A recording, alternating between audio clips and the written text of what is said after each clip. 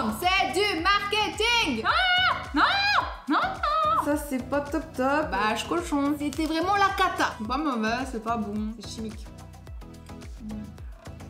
Hello la team, j'espère que vous êtes en forme. Aujourd'hui on va faire quelque chose que vous m'avez beaucoup demandé, tester des barres de fitness. Donc on va voir qu'est-ce que ça vaut, est-ce qu'en termes de nutrition c'est intéressant parce que bon c'est très marketé hein, mais derrière, est-ce que c'est surcoté, sous-coté, laquelle il faut choisir et tout. Donc on va voir ça maintenant vous et moi. Voici ma petite sélection, je pense que vous voyez rien, mais vous inquiétez pas c'est pas grave, on va aller voir une par une, j'ai tout prévu. J'ai d'ailleurs fait mes petites notes comme ça au fur et à mesure, j'ai déjà toutes les infos nutritionnel hein, parce que si il faut lire l'étiquette, il faut une bonne loupe et beaucoup de temps, donc on va aller à l'essentiel, vous inquiétez pas. Par contre ce qui est 100% inédit pour la vidéo, c'est le plus fun, on va tester le goût ensemble.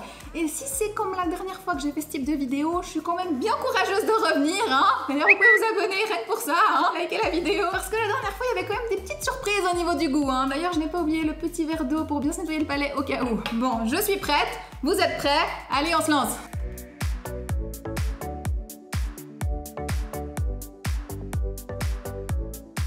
Commencer avec la barre Be Kind protéinée. Donc lors du premier test sur les barres de type granola, céréales, hein, qui n'avaient pas un focus fitness, c'était la grande star, je l'avais trouvée très bonne, c'était mon choix numéro 2 je crois, mais en termes de goût c'était la number 1. Donc je me réjouis de goûter la version protéinée. Allez, on teste ça tout de suite. Beaucoup de plastique. Je vais pas me faire avoir comme l'autre fois à prendre des grosses morses hein.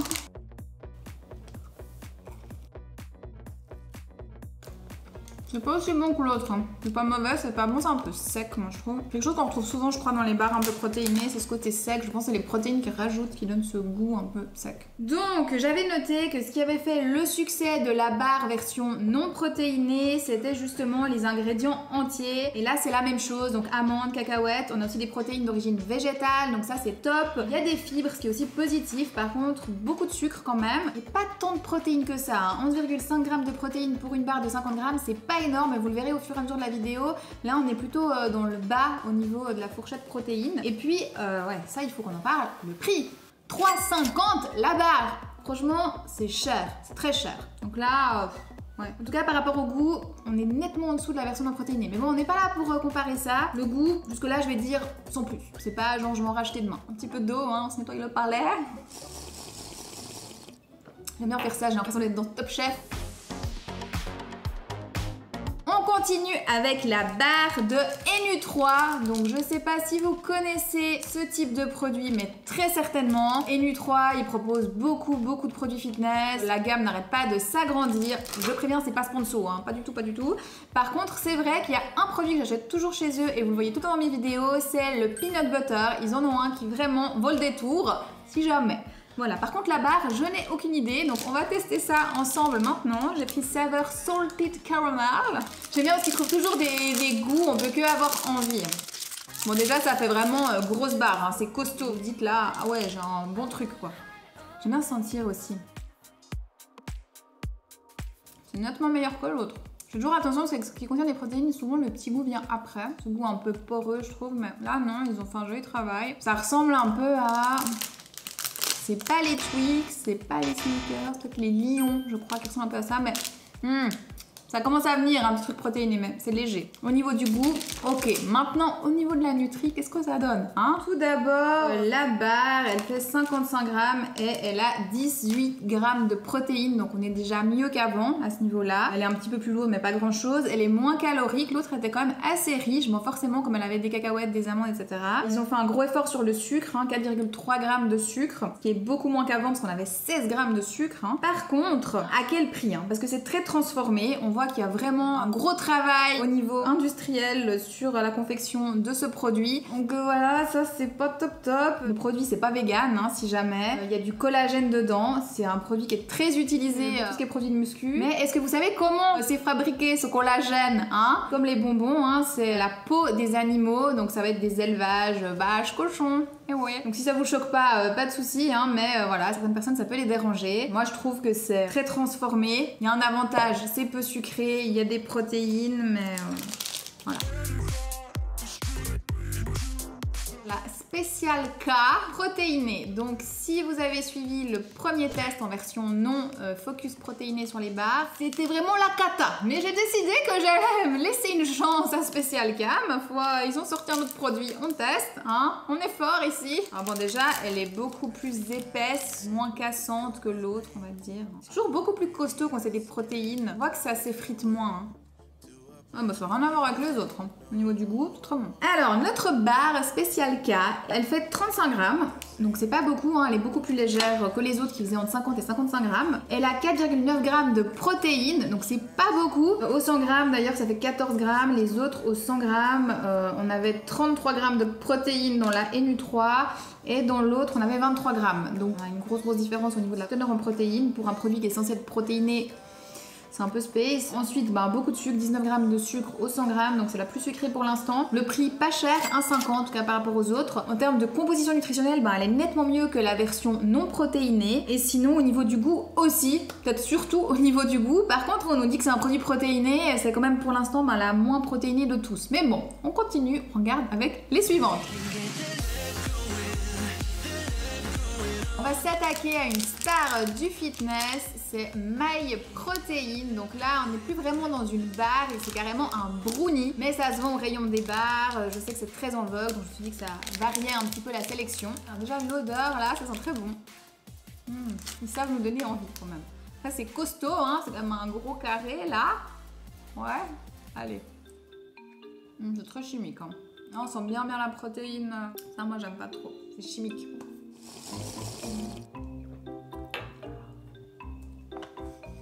Non, je ne fais pas de la pub, hein, ça c'est clair. Cette barre, ce brownie, il fait 75 grammes, donc c'est costaud. 22,5 grammes de protéines, donc on est dans le haut de la fourchette. 3 €, on est aussi dans le haut de la fourchette, c'est très cher.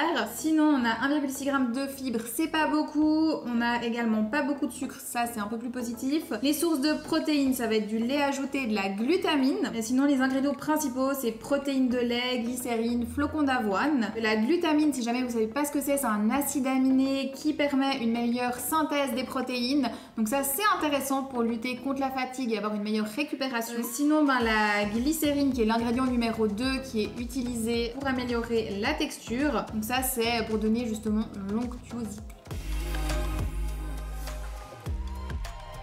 Il nous reste une barre à tester. Donc ça, c'est celle qu'on voit dans tous les commerces, partout. Vraiment la barre un peu de supermarché, accessible rapidement. Je n'ai pas beaucoup d'attente en termes de goût. Pour moi, ça a vraiment l'air d'être le truc basique que j'achèterais pas forcément. Ça fait très chewing-gum comme texture. Je sais pas si vous voyez. C'est très... pas comment dire autrement, désolée. Le goût... c'est pas mauvais, c'est pas bon. C'est un peu comme la Bikain au début, quoi, sans plus. Qu'est-ce qu'elle a dans le ventre, cette barre? On va regarder ça maintenant. Tout d'abord, elle fait 55 grammes, ce qui me surprend. C'est dans la moyenne de la plupart des barres qu'on a testées aujourd'hui. Et moi, j'ai l'impression qu'elle était petite, légère, mais pas du tout. Peut-être que quand on la mange, elle reste bien sur l'estomac aussi. Il faudrait la manger en entier pour voir. Sinon, elle fait 17 grammes de protéines, donc on est aussi dans la moyenne. Le prix 2,40, on est dans la moyenne, mais c'est quand même cher. Pas mal de fibres par rapport aux autres. 29 grammes de sucre, ça c'est énorme. C'est la plus sucrée, je pense, de toutes celles que j'ai testées, et de loin. Sinon, la source de protéines, c'est du lait, caséine ajoutée et du soja. Les 3 principaux ingrédients, caséine, chocolat noir, sirop de sucre. Le lait et la caséine, vous vous rappelez quand on parle de la whey, la whey c'est le petit lait. Donc ça c'est le liquide qu'on enlève pour faire le fromage. Et la caséine c'est ce qui reste, c'est l'autre partie. Donc en fait la seule différence qu'il y a vraiment entre les deux, finalement ce qui vous intéresse, c'est que la caséine ça va s'assimiler beaucoup plus lentement, tandis que la protéine issue de petit lait, la whey, va être assimilée beaucoup plus rapidement. Il est temps de passer à la conclusion de cette vidéo. Donc ce que j'ai pensé tout d'abord, c'est que c'est quand même assez riche ces petites barres, hein. On arrive vite à 300 calories pour un petit encas, donc il faut quand même faire attention. Sinon il y avait aussi les protéines, ça va de 10 à 20 grammes, donc je trouve que c'est très variable. Il y avait encore la Special K qui était en dessous, mais ça c'est encore autre chose. Donc voilà, globalement, d'une barre à l'autre, vous pouvez avoir beaucoup de calories, beaucoup de protéines ou pas, ou les deux. Enfin voilà, faut vraiment bien lire chaque étiquette jusqu'à trouver ce qui vous convient par rapport à votre objectif, par rapport à l'achat de ce produit. Ensuite, il y a a le fait que justement je pourrais vous recommander de les commander en gros parce que c'est assez cher. Donc si vous en achetez beaucoup, ça va vous coûter moins cher. Je sais qu'ils les vendent par gros pack. Mais attention, parce que justement je sais aussi qu'il y en a beaucoup qui sont pas digérés par certaines personnes. Comme elles ont beaucoup de transformations dedans, bah, il y a forcément des produits qui sont plus difficiles à digérer. Donc faut trouver celle qui vous convient. Et une fois que vous avez celle qui vous convient, tant en apport nutritionnel que en digestion, là vous pouvez lancer une grosse commande si c'est ce que vous souhaitez. Et la vraie question, vous savez ce que c'est? C'est si vous avez vraiment besoin de ces barres, parce que cet apport en protéines non plus, est-ce qu'il sert à quelque chose? Hein? Et la réponse est non, non, non, non. Bien sûr que comme ça c'est clair, hein? Je m'accroche sur ce sujet des protéines pour faire passer le message. C'est vrai que je vous le dis souvent en vidéo parce que ça m'agace un petit peu, c'est du gaspillage, on n'en a pas besoin. Je vous ai fait un petit exemple pour l'occasion. Donc si on prend une femme de 60 kg qui a une activité physique ordinaire, son besoin en protéines il sera de 45-50 grammes de protéines par jour. Elle a une alimentation normale et donc elle peut atteindre très rapidement son quota. Ce que j'ai mis comme exemple, c'est du blanc de poulet, 120 grammes de riz, une tartine de pain complet, 60 grammes de saumon fumé. Et là, je dépassais déjà les 50 grammes de protéines par jour dont elle avait besoin. Et là, on n'a même pas le petit déjeuner dont elle a besoin, les autres repas, les collations. Donc, il n'y a pas besoin. Il n'y a vraiment pas besoin de se prendre la tête avec ça. Ça nous complique la vie. Et honnêtement, ce qu'on peut retenir aussi de ce test, c'est que c'est moins bon, les versions protéinées. Ça a un petit goût bizarre et tout. Et voilà, je sais, on a envie d'un brownie. Mais franchement, celui-là, il est pas ouf. C'est vraiment...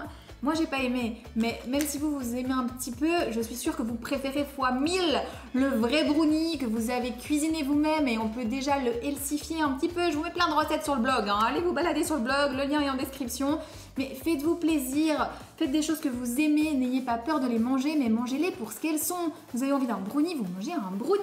Et puis vous le mangez pas tout le temps parce qu'on mange pas tout le temps les brownies si on veut garder la ligne. Et voilà. Et puis quand vous voulez faire du sport et bien vous entraîner, bien manger, et ben vous mangez des protéines au repas dans des vraies compositions standards. Voilà.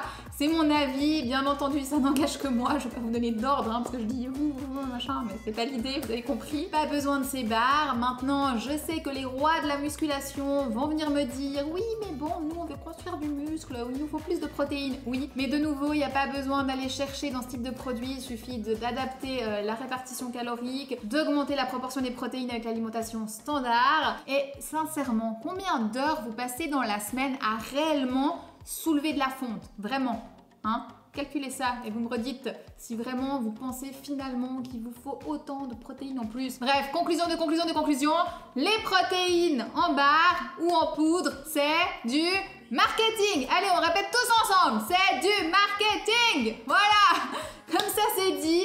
J'espère que cette vidéo elle vous a plu, que vous avez appris des choses, que ça vous aura aidé à vous orienter, que je vous aurai évité certains désastres au niveau gustatif parce que j'ai donné de ma personne. C'est avec plaisir que je lirai vos commentaires. Pensez à vous abonner, à liker la vidéo. J'adore vous lire, j'adore partager avec vous et je vous retrouve dès maintenant sur Instagram. Allez, ciao!